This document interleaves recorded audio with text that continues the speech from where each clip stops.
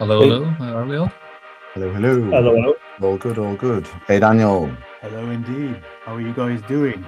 Great to join you guys. Lots of people curious about Figma. I think it's because I used the Figma logo. Maybe people thought it was like an official Figma thing. It's not, by the way. It's just me sitting in my house. Looks like you're all doing the same. Hi, Cyril. Hi, everyone. Hope you're good. Basically, the reason why this started is because Dale, who has got his camera off, he said, any of you guys using Figma, I'm curious to learn a little bit more about it.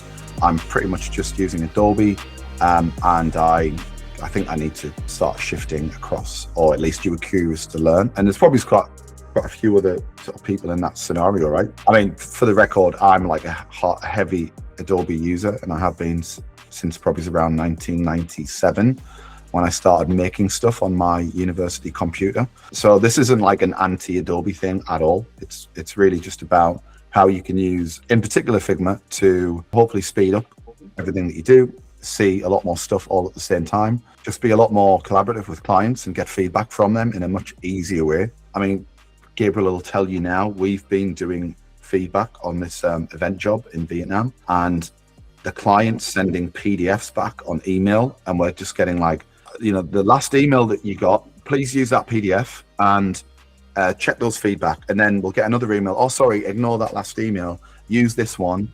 And it's just like, if that's happening in 2026, it's wild, right? Is anybody, put your hand up if you're only using Adobe.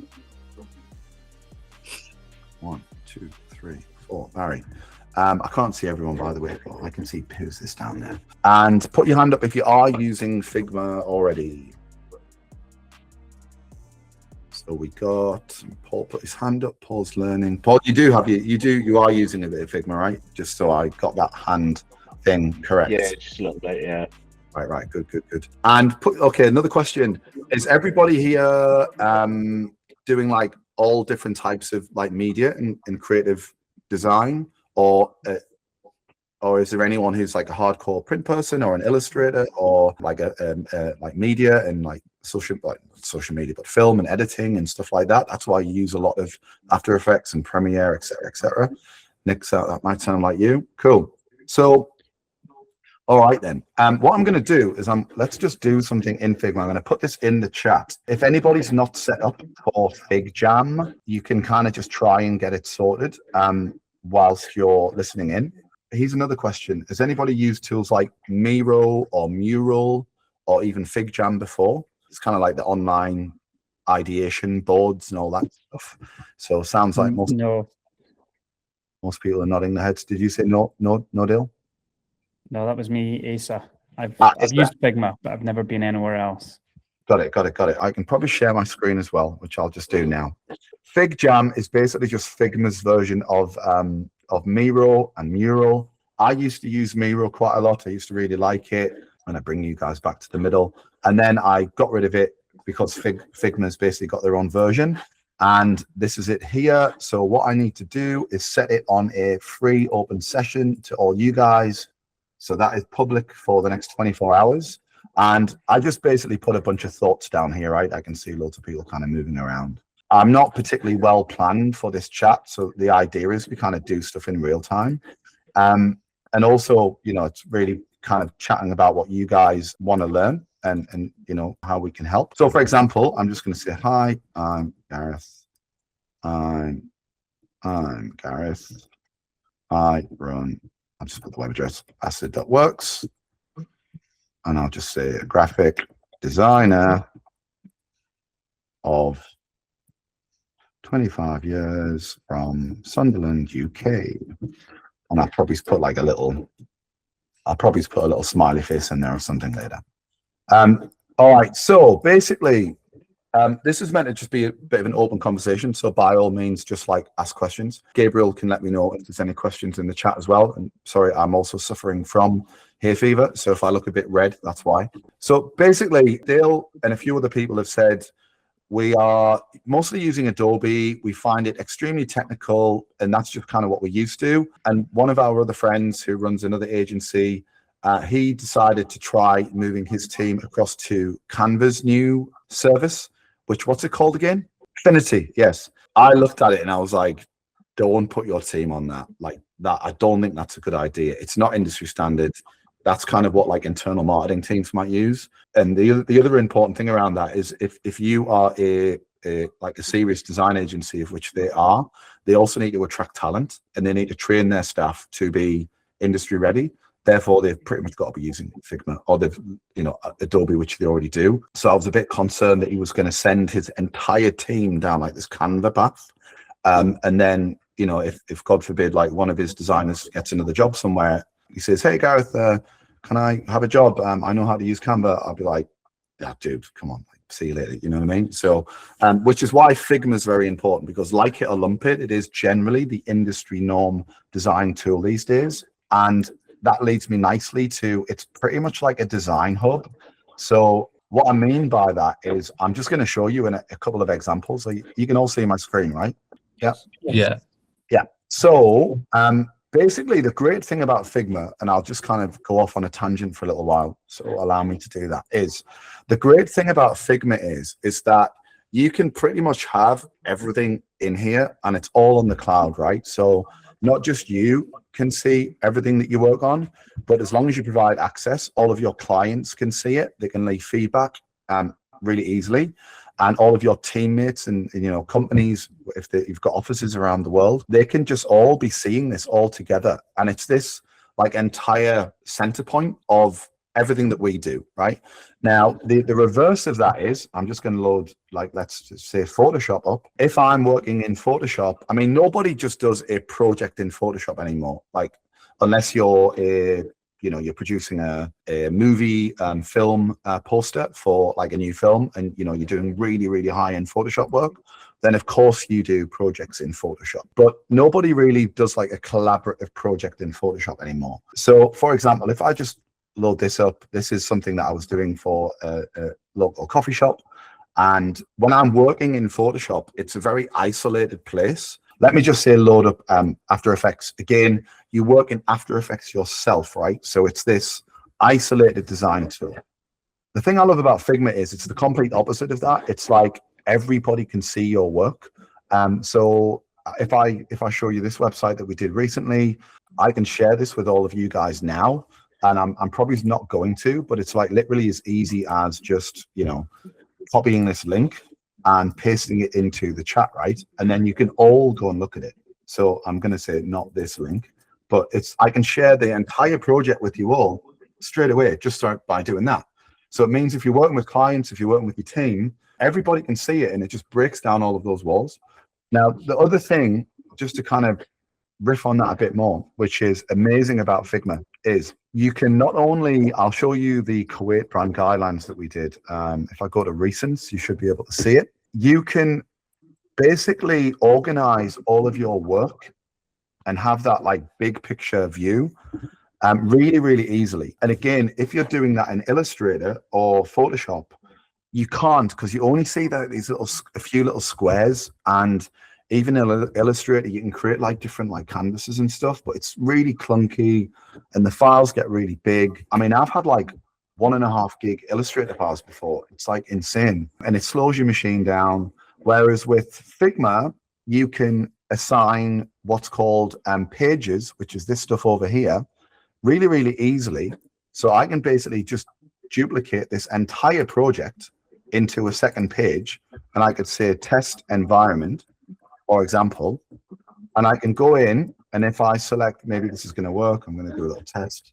If I just select all the colors, which are going to be down here, and there's 102 colors in there, so it's maybe not a good example, but if I just make this blue, like pink, you can see that, within a few clicks, all of this stuff has just changed really, really quickly. So it's really easy to change stuff like at speed. See, I'm changing kind of all of these, just kind of by wiggling the colors around. So it's really, really, really fast. And for me, as somebody who works on like has lots of different software and works on like a bunch of different projects, and there's lots of different like parts of all of those projects, just being able to kind of throw everything together and kind of see it all and not have those like isolated blocks, just like completely opens up your I don't want to say a workflow, but just like opens up your creativity basically. For me, it just really feels like as a designer, you can kind of like run around the playground or the field without any hurdles. And like, that's massively liberating, especially when, you know, one of the problems with today's world is there's so many different tools that do so many different things. So that's why I personally like, really love Figma. Just before I kind of jump onto the next like little part of this, is how does that sound? Does anyone kind of feel the same way about Adobe? Does it feel like it's difficult to work fast, or you know, what's your thoughts on it? I think I've had the same experience as you, Gareth, on the artboards, particularly with Photoshop. So if I'm designing PDFs and stuff like that, and you've got A4 with multiple pages on, the file sizes are absolutely ludicrous. So yeah, it might be a better shout doing that in Figma, to be fair. Yeah, that, and the good point about all of that is what really makes it work in your favor is it's not just like automatically shifting stuff to Figma because you should do or because you can do. It's knowing what the different tools are good at, right? So for example, if you're designing vector-based work and you need to craft a perfect logo, or you are doing illustration, so on and so forth, do that in Illustrator. You know, don't do it in Figma. I mean, you can do some sort of basic vector work, like actually quite decent vector work. And I do a lot of my logos in Figma now, but when I need to craft the icons and I need to really get into the nitty gritty of the pen tool, I'll always jump across to Illustrator because I know what Illustrator is good at. Likewise, if I wanted to manipulate a photograph in Photoshop, I'm not going to do that in Figma because you can't do it in Figma, right? But once you've got that photo that you can then drop it in and drop it into your website, or you know, drop it into your whatever it is that you're working on.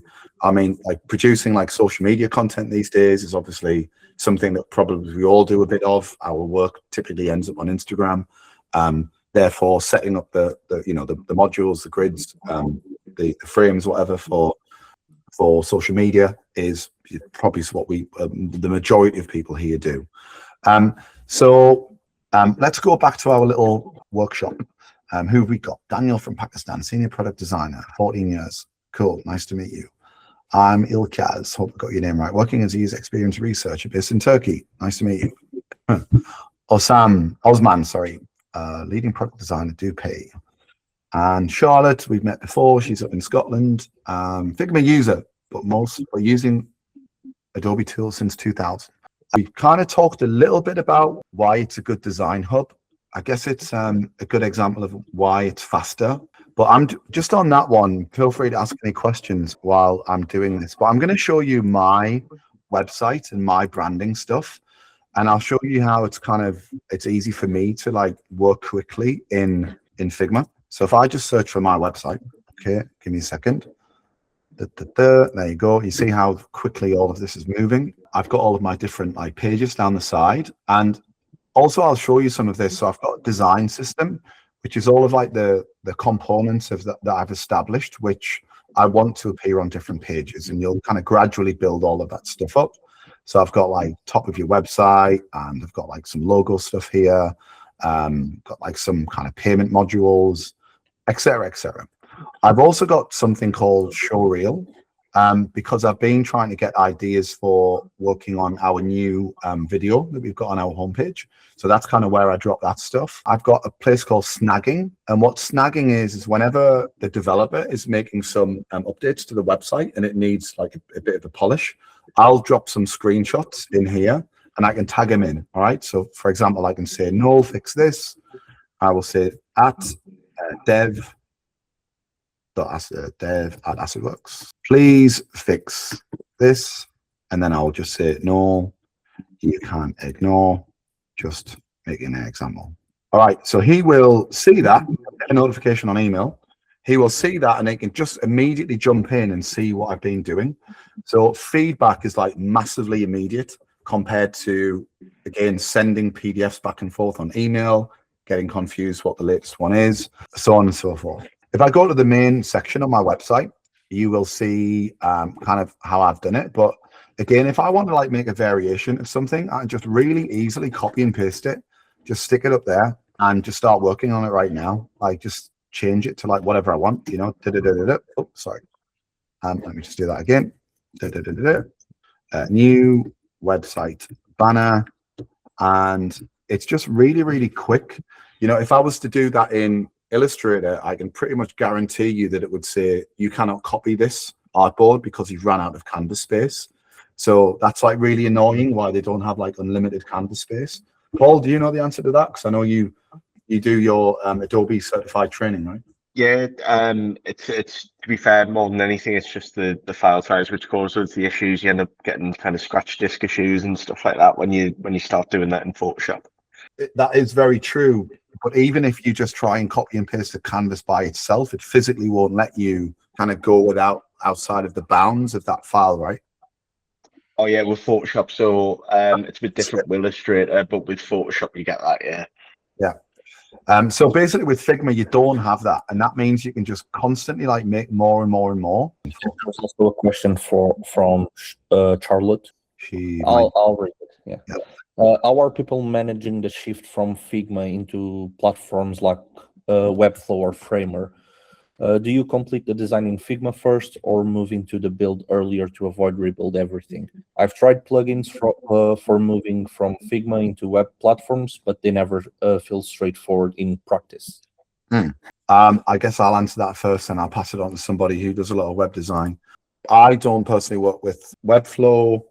I also don't work with Framer, although a lot of people have got positive things to say about it. So I guess I can't really answer that question very well. But the way that we typically work is that we work kind of like side by side with developers. So I don't believe in giving them an entirely complete website and then they just build it. Without going into the kind of the entire process too much, I would prefer to get them working on sections as soon as possible, because you typically always figure out a better way of doing it in the journey of a project. With that said, not all developers like to work that way, but there is that very, very important part where you've just got to start polishing the work that the developer's done, and depending on how precise your developer is, and that usually starts, you know, not to stereotype too much, but mostly usually the ones that I mostly work with, they usually kind of need a lot of help to get things really precise. Because they just don't see like typography and color and pixels like we do. And then there's always that crafting process. So I think Framer's a lot better at that and it's a lot smoother. But I can't really answer anything more.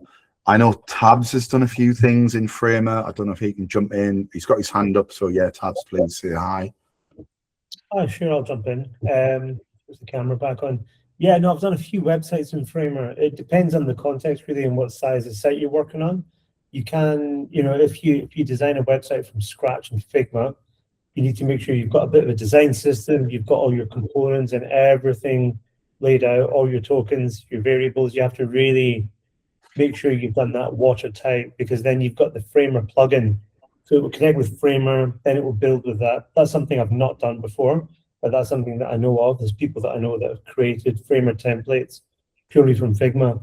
But also sometimes if you really want to just do something in Framer, then Framer is a wee bit like Figma. You can get a template and then you can start tampering with it in Framer, which is what I've done for some of the quick ones. And then, you know, it depends on the scale of the project. Like if you just want a website and you're doing it design in Figma, you're kind of tool agnostic. As Gareth was saying, sometimes it's just a case of designing in Figma, getting your dev handover and everything ready and just give it to a developer. But you also get developers that work specifically in Framer, which is really handy. You know, the Framer community is really good for that as well. I could talk about it for a while, but hopefully that answers a bit of your question on Framer. Thank you, Tabs. So yeah, next question then.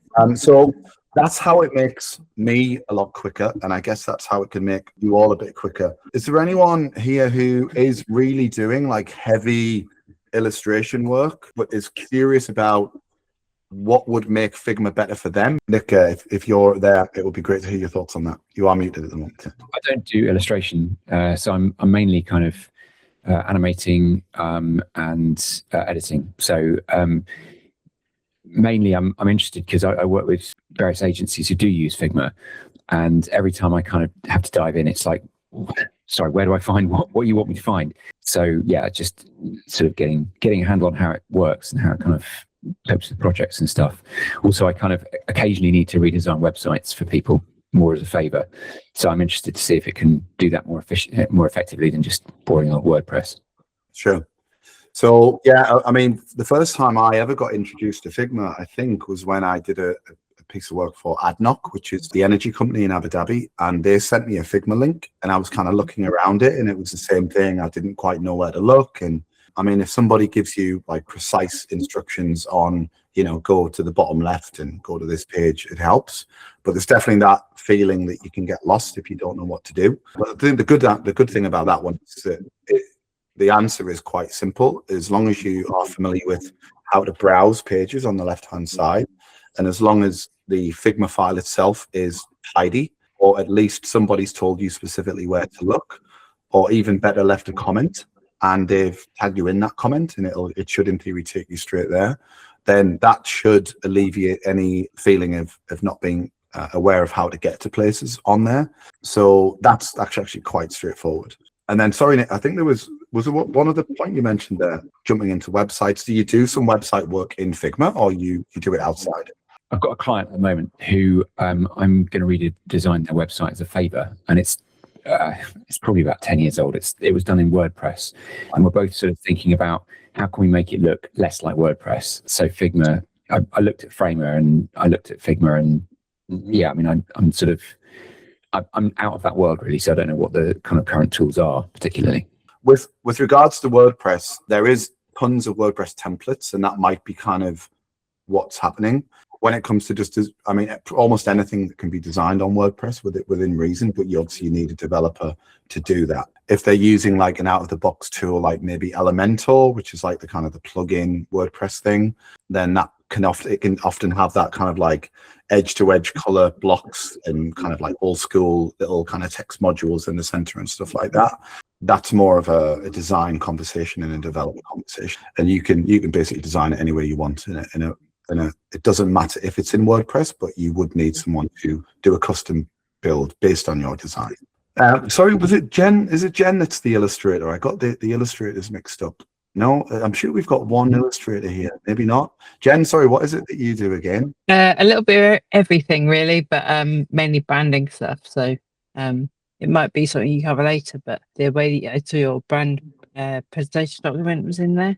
I thought it was quite interesting, so that'd be helpful for me to know. They moved it from your files into like a document that you're able to share. Like, so you had like different pages and stuff. That's one thing I feel I'm missing out on Figma. Yeah, that's I'll quickly show you that actually, because that is a really good thing that we take advantage of. It was Kuwait. Let me show you that. Basically, all we do is we create like a 1920 by 1080 frame, and then we just start putting stuff in it, basically. So you can see kind of how simple this one is. This is all numbered correctly, so it's all on the left-hand side. And so basically, this is called a frame, and then that's almost just like a page in Illustrator. And then within that, if I just pop it down, you'll see that there's the, this is like a component, which is consistent across all of them. That's why it's purple. You've got a text layer there, which is just this thing. I mean, technically, I would put that underneath. You've got a logo there, which is incorrectly called logo Egypt. That should actually be called Kuwait, if you're somebody who likes to name your layers properly. And then underneath, we've got a Brandon Collateral book, latest version, and then at the bottom, we've got a little tag for the copyright. And then that's kind of it. All we would do is we would copy and paste it and, you know, make it white. And then you can just go ahead and start putting in your brand guidelines.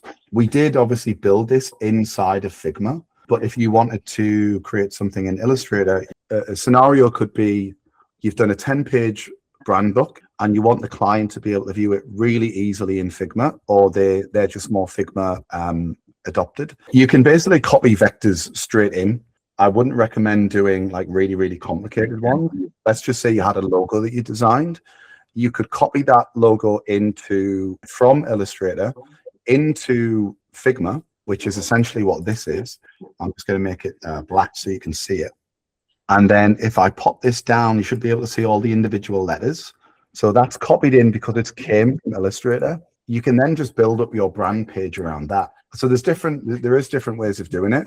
But yeah, the good thing about this is once you've kind of set it all up nicely, you can send them the share link. And what a really nice feature is there's a little preview button in the top left corner. It's actually called present, not preview. So if you just click that, clients can basically click through this and they'll just see it all like they would normally with a PDF. But it's all online. It updates in real time. So anytime you make a change to it, it just updates the preview.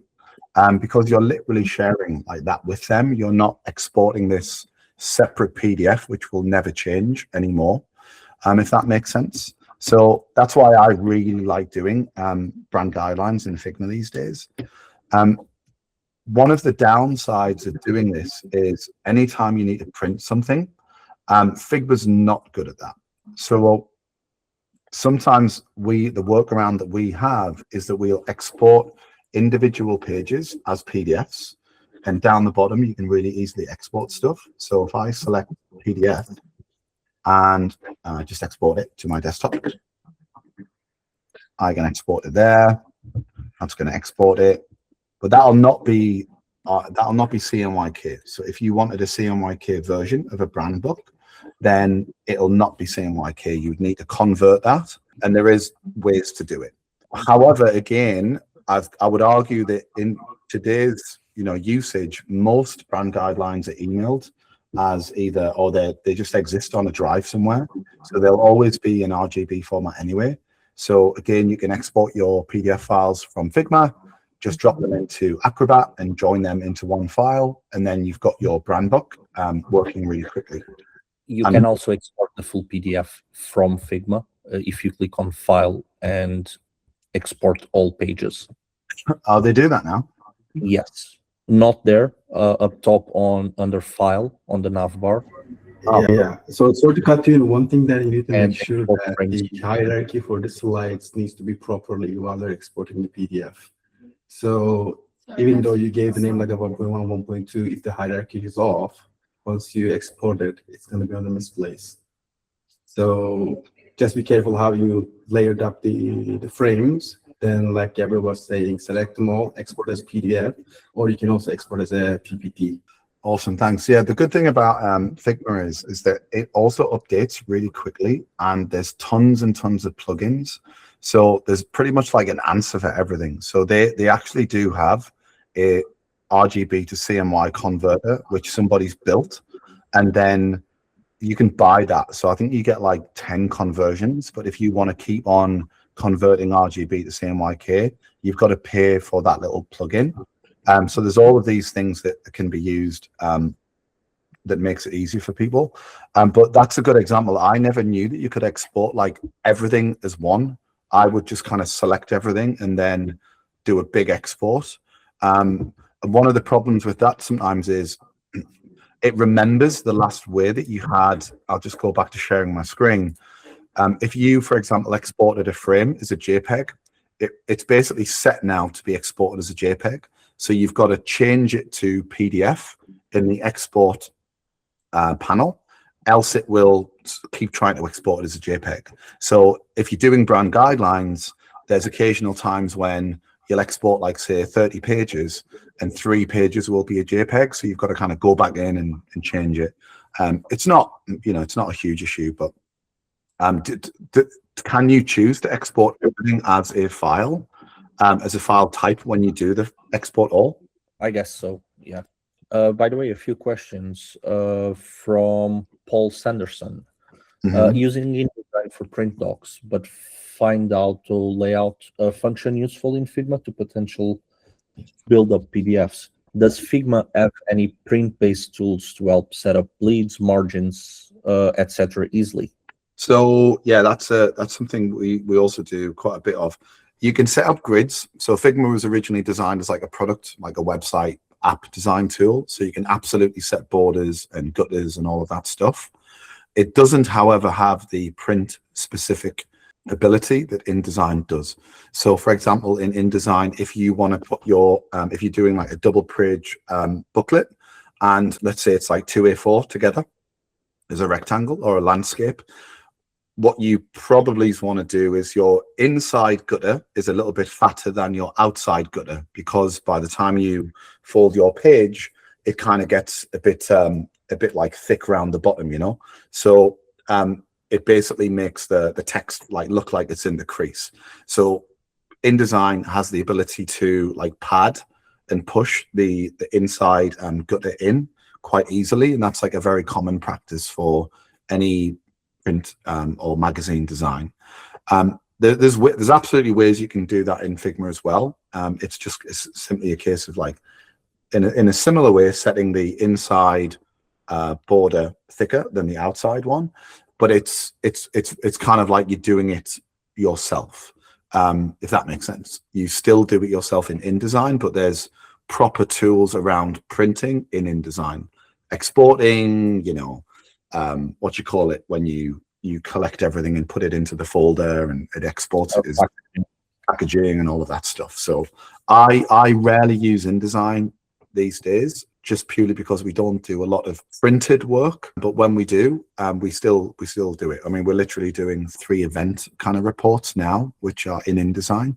Trevor's doing the design and Gabriel's helping. So should we use it for print versus should we not use it for print is a really, really valid question. And that's like one of the most important things to understand. Another question from Amara. Does Figma allow video integrations or animations for presentations? So I guess that takes us nicely on to one of the next little kind of topics. So yeah, absolutely. That's one of the things that I love about Figma the most. So for example, I'm going to give you a little example of a project that I'm doing right now, which is Think, which is a kind of like an energy consumption company. Basically, a while ago, Figma didn't allow you to drop video into your designs, and Adobe XD used to let you do that. So probably for about the first, easily for about the first year and a half when I set up Acid.Works in 2020, I was always kind of like sticking a little bit with Adobe XD, purely because it's nice to drop videos into your web designs or anything basically. And I'll give you another example of how we do that. This is a good example. So if I preview this, or basically this is a video. So if you see that file there down the bottom, this is like a Kling image to video AI flip, I guess, is that I did. So this is all real photography from the client, but we ran it through Kling to basically make the photography move.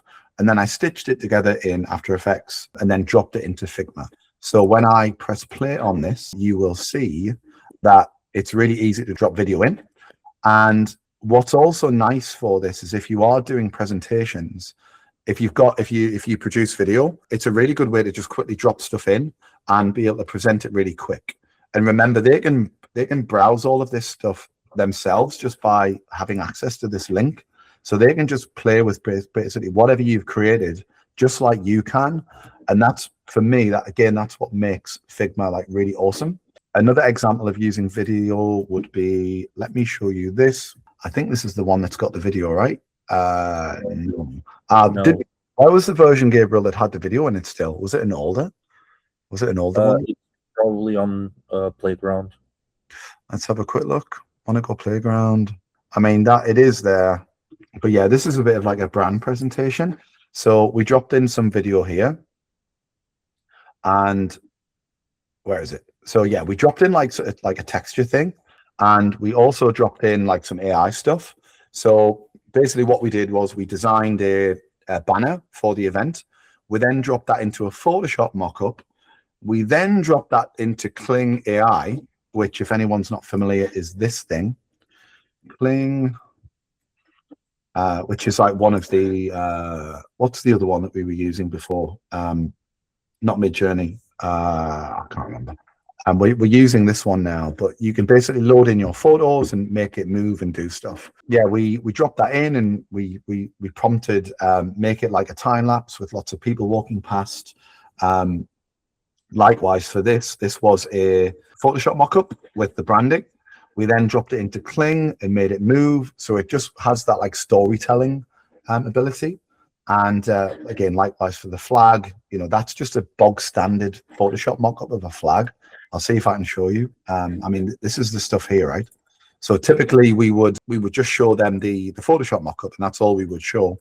But by the time you run that through a tool like Kling, drop it back into Figma, and then present it to the client, it becomes a much more engaging presentation tool, which is really important for like branding stuff. So yeah, again, this is a good example of what we use it a lot for. I would say that some of these AI tools like Kling and the ability to do this in Figma is probably the most important change to my job as a designer in the last 25 years. Like just those two things, I would say, because it allows us to kind of just do like interesting stuff like quite easily. And if there's anyone else who is using Figma who has an example of why they enjoy using it, then feel free to leave that in the comments. I'm getting a little bit conscious of time because we are technically at the end, although I'm happy to keep on going until top of the hour. I'm just going to jump back to the Fig Jam and we can look at some stuff. And if anyone's got any other questions, feel free to just pop it in the comments or ask on your mic. Let's see what we've got. Prototyping, I think we've kind of talked about that in one way or another. But prototyping, if you do get into like website design and product design, is like really powerful. That's kind of like the more advanced stuff. And I think it's probably not required for the folks here who are like doing stuff in Adobe. With that said, it is really nice if you're doing like a simple website. So like Nick, for example, could just make a button interactive. So if he wants to click from the home page to the about page, and you just make a little interaction which says go from here to there on click, then you can do that stuff in Figma as well. So a little example of that is one of our clients, we did this where we've just got this like typing text at the start. And we actually originally designed this in Figma as a test, and then Gabriel moved it into After Effects, I think, to do the final version. And then essentially the developer built that. But we'll show you how you do that here. It's a little bit of a manual process, but it's literally just the case of like choosing your word and then deleting the letters or adding letters. And then Gabriel, I guess this is like a component which it's got a setting that kind of tells every single thing to stay on the screen for like half a second or extra long time. Yes. Yeah, so there'll basically be a setting in here. Again, I'm rubbish at this stuff. I mean, Gabriel's got it there. It's like it's called a delay. So it's basically just saying stay on this for like 0.1 of a second, then jump to the next thing, and then it just repeats and repeats and repeats. So when you actually see it, it looks like it's kind of working as the thing that we were designing before, which is basically this. So is that not the one? Oh yeah, that is the one. But he's done it in a slightly different way on this instance, but you kind of get the idea, right? So it's working really slowly on this one. But yeah, this kind of thing can be done as well. So I guess going back to what I've said several times, there's like loads of things that you can do, and it doesn't have to be complicated. You can pull things in from other software really easily, and you can kind of just put it all there and kind of work with like that open field of ideas and creativity, which is what I like about it the most. And then just share it with people like really, really easily. So if you guys like remember anything from this, I would say those two things are stuff that everybody can use and would probably benefit from, especially if you're doing those more like independent Adobe file types of working within that design file, etc., etc.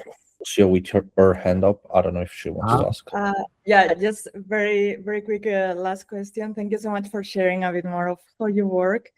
And I just wanted to ask a little bit more about like collaboration, especially when the team gets bigger or when you work with like freelance or like external partners. How do you handle both in terms of like keeping the files tidy, having some sort of system per project? Or I saw that you had like Playground and you had some organization. So if you can share a bit more of that. And also regarding pricing, because I remember like in the past, it was a bit of confusion with seats and things like that. So how do you handle all of that? Thanks so much. Thank you, Lucia. So the last question there about pricing is a really good one. So Figma is actually quite simple. It's $20 US per seat. And then with that, you get pretty much access to all of the different Figma things. it's worth mentioning that Figma's got a bunch of different services. So I've showed you design, which is the main one. I've also shown you FigJam, but they've also got something called Slides, which is kind of like a PowerPoint or an Apple keynote, and it's really easy to use. And the good thing about Slides is you can basically just copy your stuff, and then you can put it in your slides, and it then basically becomes like a keynote presentation, and you can leave your comments at the bottom.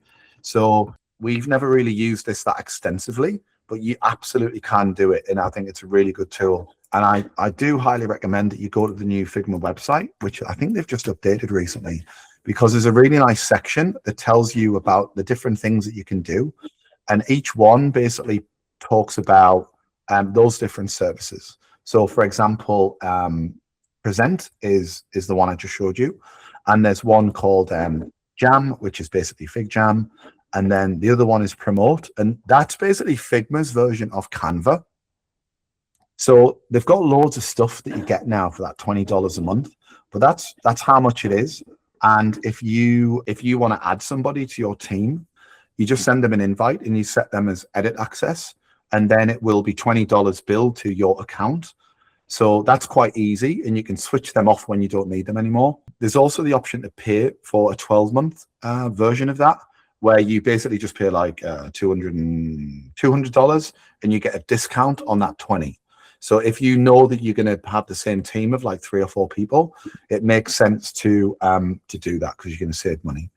The only thing that's worth flagging is if you are working on like a bigger project and there's freelancers joining, or you just get like a random edit request from somebody who doesn't need it, you've really got to keep a close eye on how many people you're granting edit access for, because what will happen is you'll forget that you've done it.